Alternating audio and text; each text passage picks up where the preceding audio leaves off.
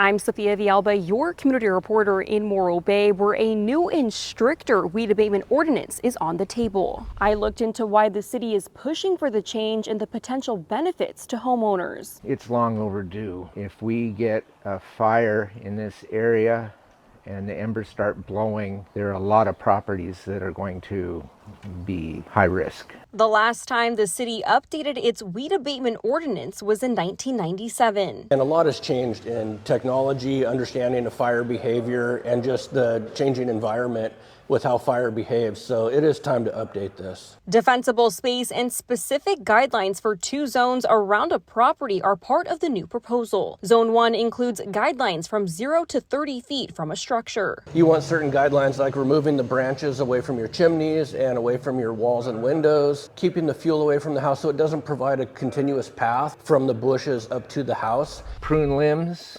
flammable vegetation.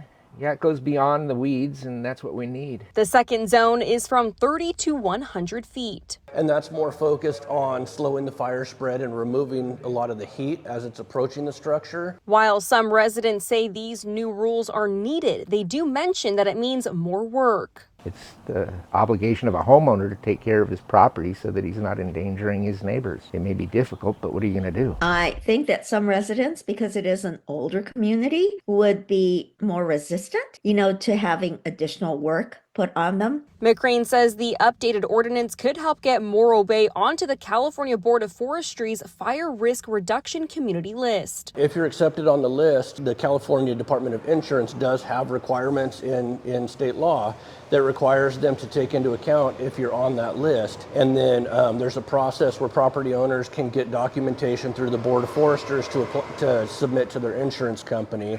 And that would be taken into effect when they're setting their rates. That would be a real plus to be able to do that, because insurance, homeowner insurance, just seems to keep going up. The updated weed abatement ordinance will be discussed at Tuesday's City Council meeting. In Morro Bay, Sophia Villalba, KSBY News.